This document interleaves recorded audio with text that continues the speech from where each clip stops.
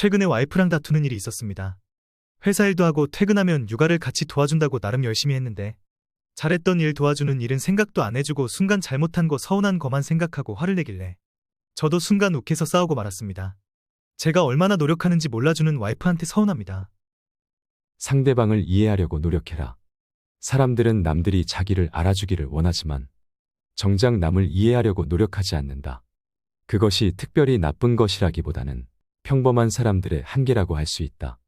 모든 것을 자기 본위로 생각하는 것은 어쩔 수 없는 인간의 본능이다. 또 어린 시절부터 습관화되었기에 쉽게 바꾸지 못한다. 대화를 나눌 때도 다른 사람의 말에는 귀를 닫고 일방적으로 자기 의견만 내세우는 일이 많다. 결국 목소리만 높이다가 얼굴을 붉히고 끝난다. 남이 나를 알아주지 못함을 근심하지 말고 내가 남을 알지 못함을 걱정해야 한다. 아이가 생기고 나서 다툼이 많아졌습니다. 서로 아이만 신경 쓰다 보니 대화도 줄어들고 서로에게 민감합니다. 와이프의 행동이 제 기준에서 벗어나면 화가 나고 짜증이 납니다. 감정을 다루는 방법을 알아야 한다. 경박함을 끊어야 한다. 한두 끼 굶고 비쩍 마르거나 한 끼 배불리 먹고 금세 표가 나는 것은 천한 짐승들의 일인 것이다. 감정 기복이 잦은 것은 내면의 수련이 그만큼 부족한 탓이다. 상황의 작은 변화에도 일희일비해서는 안 된다. 세상을 다 얻은 양 날뛰지 말고 세상이 다 끝난 듯 한숨 쉬지도 마라. 바람이 불어 흔들 수 있는 것은 물결의 표면뿐이다. 정작 깊은 물속은 미동조차 하지 않는다. 그러니 깊은 속내를 지니고 경박함을 끊어내라. 다툼이 많아지다 보니 사소한 투정 하나 못 받아주고 마음이랑 다르게 괜한 자존심을 부려서 다른 행동을 합니다. 마음은 이게 아닌데 생각지도 않은 말을 합니다. 그 말로 와이프에게 또 상처를 주었습니다. 말을 조심해서 하라. 말과 행동이 사려 깊지 못하면 원망을 사고 재앙을 부른다. 뜻없이 한 말이 걷잡을 수 없이 커진다. 아무리 좋은 말도 가려서 하고 속 깊은 충고도 살펴서 하라. 무심코 던지는 한마디가 비수가 되어 박힌다. 근거 없이 남을 비방한다면 비난은 내게도 돌아온다. 실없는 칭찬은 무게를 잃게 되고 사람은 그 마음에 무엇이 있느냐에 따라 행동이 달라진다. 겉보기엔 멀쩡해도 믿음을 한번 잃으면 깨진 독이 되고 물이 새는 항아리에는 아무것도 담지 못한다. 미천한 처지의 말만 그럴듯하면 사람들이 더욱 나를 천하게 본다. 그릇에 무엇을 담는가는 오롯이 나의 몫이다. 그 사람이 자주 하는 말을 보면 그 사람을 알 수 있다. 내가 하는 말을 선택해서 써야 한다. 불평과 불만의 말을 계속 쓰다 보면 삶은 불평의 연속이 된다. 유익하지 않은 말이라면 스스로 삼켜라.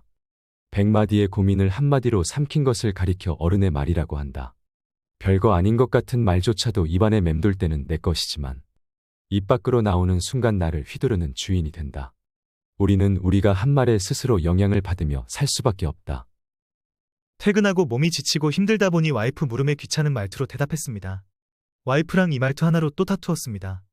와이프는 사과 한마디면 풀어지는 사람인데 저는 또 자존심을 부렸습니다. 자신의 잘못을 인정해라. 잘못을 알면서도 고치지 않는 것. 그것이 바로 잘못이다. 잘못이나 실수는 누구나 저지를 수 있다. 아무리 완벽한 사람이라도 실수를 피할 수는 없다. 심지어 실패를 많이 경험한 사람일수록 더 큰 인물이 된다고도 한다. 하지만 실수와 실패를 어떻게 대하는지에 따라서 사람은 구분된다. 뛰어난 사람은 자신의 잘못을 인정하고 고쳐나간다. 실패를 발전의 계기로 삼아 더 크게 도약한다. 하지만 어떤 사람들은 자기 실패를 인정하지 않고 합리화한다. 변명하기에 급급하다. 오히려 잘못을 지적하는 사람에게 화를 내기도 한다. 이런 사람은 발전이 없다. 잘못을 했을 때는 당당하게 인정하고 즉시 고쳐야 한다. 요즘은 몸과 마음이 지쳐서 그런지 집에서는 와이프가 무시하는 느낌이 들고 밖에서는 동료들이 저를 막대하는 것 같습니다. 남이 내게 함부로 굴거든 스스로를 돌아보라. 내게 범접할 수 없는 늠름한 기상이 있고 지위에 연연하지 않음을 보인다면 남이 너를 감히 도발하지 못할 것이다. 너에게 무례하게 굴 수 없다. 사심을 버려야 한다. 그래야 마음이 평안해진다. 아무리 큰일이 벌어져도 벌떡 일어나 툴툴 털고 떠나면 그뿐이다. 내가 하는 대로 남이 너를 대접한다. 윗사람이 너를 능멸하거나 아래 사람들이 농간을 부리는 것은 내가 그들에게 만만하게 보였기 때문이다. 남이 너를 업신여기는데도 먹고 사는 문제에만 붙들려 전전긍긍한다면 그 자리조차 지킬 수가 없다. 저는 사회생활도 잘하고 가정에서도 좋은 아빠, 좋은 남편이 되고 싶습니다. 하지만 둘 다 잘하기에는 너무 힘이 듭니다. 너무 스스로를 몰아세우지는 마라. 스스로 급하게 큰 그릇이 되려는 것도 욕망이다. 작은 상자에 큰 것을 억지로 담으면 부서지고 만다. 사람 욕망도 그렇다. 탁월함이란 완성이 아니라 완성을 향해 나아가는 것이다. 어른이란 이미 완성된 사람이 아니라 바른 길에서 벗어나지 않으려고 날마다 몸부림치는 존재다. 스스로 바른 사람이 되려고 노력하는 것 자체가 어른이라는 증거가 된다. 날마다 진보하여 큰 그릇이 되고 싶다면 호연지기를 길러라. 사람은 자고로 호연지기를 가져야 한다. 호연지기가 사라지면 그 사람의 인생은 그때부터 헛개 비이다. 호연지기란 하늘을 우러르고 땅을 굽어 떳떳한 마음이다. 마음에 부끄러운 일이 없고 거짓이 없을 때만 깃대는 거룩한 기운이다. 즐거움은 다 누리려 들어선 안 된다.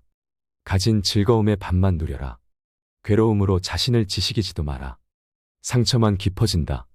내가 특별히 잘한 것이 없는데 남들이 칭찬한다고 우쭐대서는 안 된다. 내가 잘못한 것이 없는데 남들이 이러쿵저러쿵 말한다고 안절부절 못해서도 안 된다. 슬픔은 기쁨이 되고 즐거움은 괴로움으로 변한다. 지혜로운 사람은 눈앞의 희비에 연연하지 않는다.